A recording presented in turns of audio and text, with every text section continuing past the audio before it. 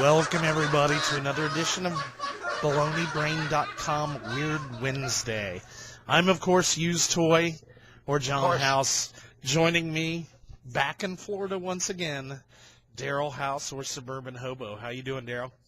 Well, of course, I'm doing very, very well. That's, I've been fighting with my internet service provider, and I just got a new phone, which I still don't know how to work. So I'm in hell. But aside from that, feel good, playing some tennis, gorgeous day in the neighborhood. Technology is our friend. Yeah, I know. I believe me, I've been, gargling that statement here. It's just not working. But I've got some great stories today. I'm excited about what I have to offer, and I think that you also mentioned you have some pretty good stuff too.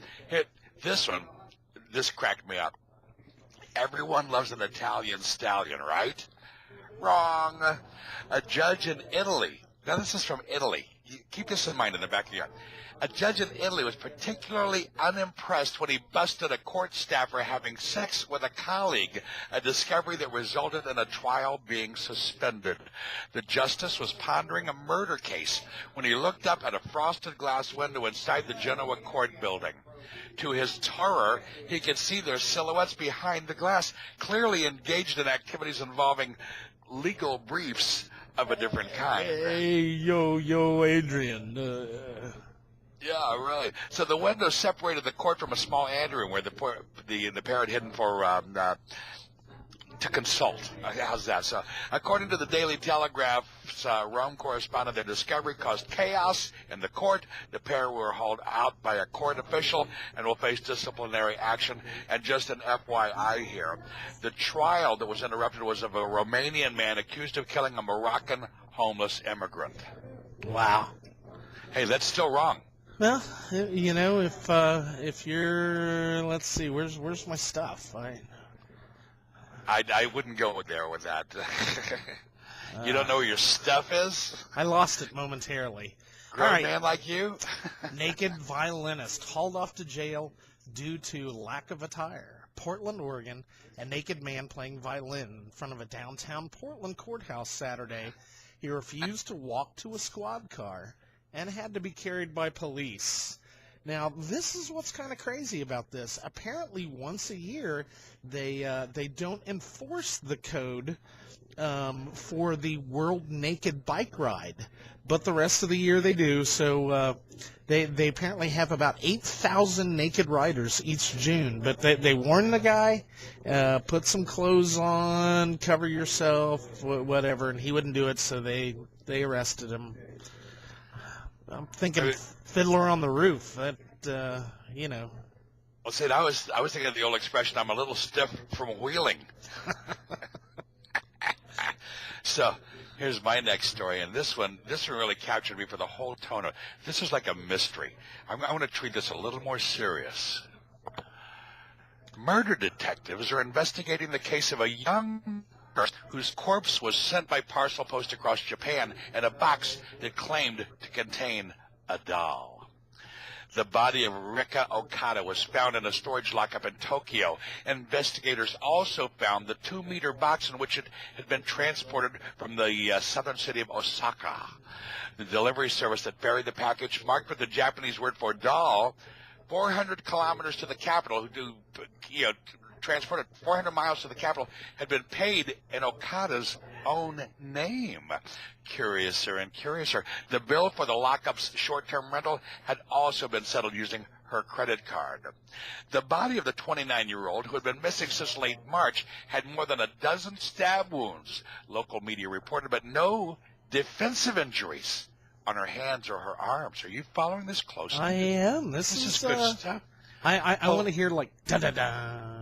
Da-da-da. Police in Osaka refused to confirm details, but reports said a woman who had been at primary school with Okada had flown out of Tokyo earlier this month using the dead woman's passport.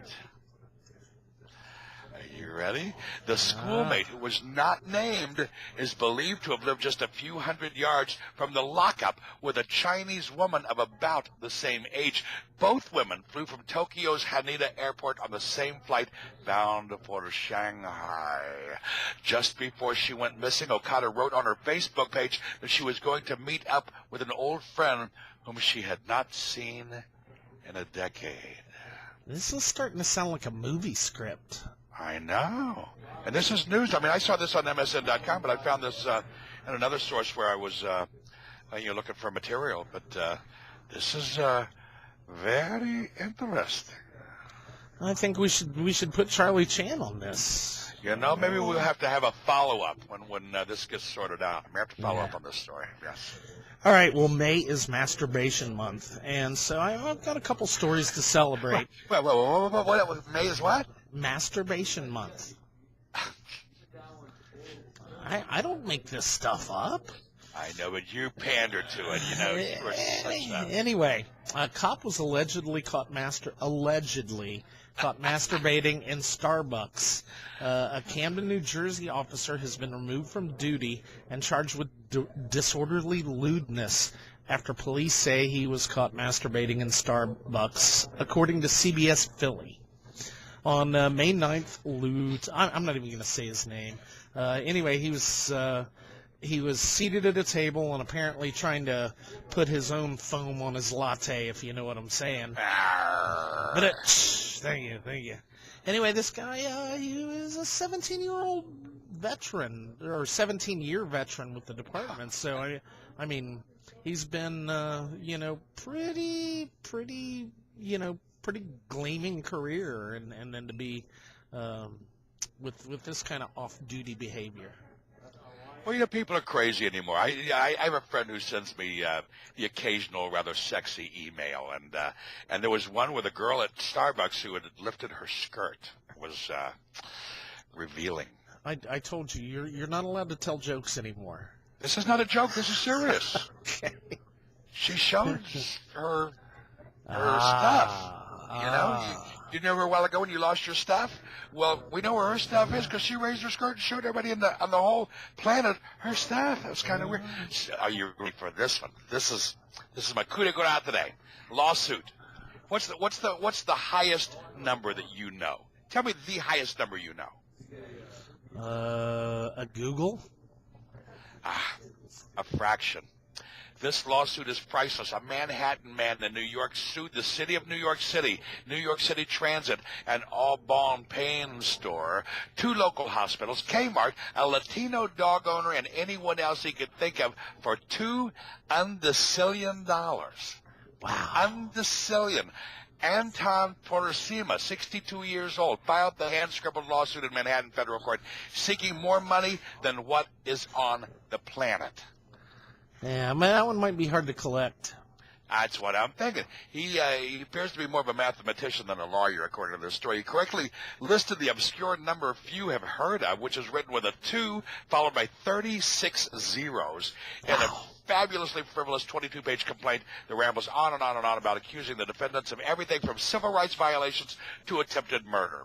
While it's difficult to decipher just what Porcima is accusing the defendants of, some allegations are rather clear, and his claims include having his middle finger infected and bloodied after being hit by a rabies-infected dog on a city bus, and then having a Chinese couple take unauthorized photos of him while he was being treated at a local hospital. The suit claims the pain and damages he suffered can't be measured in money and are therefore priceless. Included in the suit as evidence is a photo of his bloodied finger. Porcima's his number is unlisted, and he cannot be reached for comment. Wow. Well, you know, staying with my May is Masturbation Month. Lakeisha Johnson, a 29-year-old strip club employee of Tootsie's Cabaret in Miami, was suspected of stealing an iPad after Broward County deputies allegedly spotted her jumping fences behind a Florida home. So when they approached her, she started taking off clothes and using vulgar language. The iPod was not found in Johnson's possession, but she was arrested and charged with resisting an officer without violence.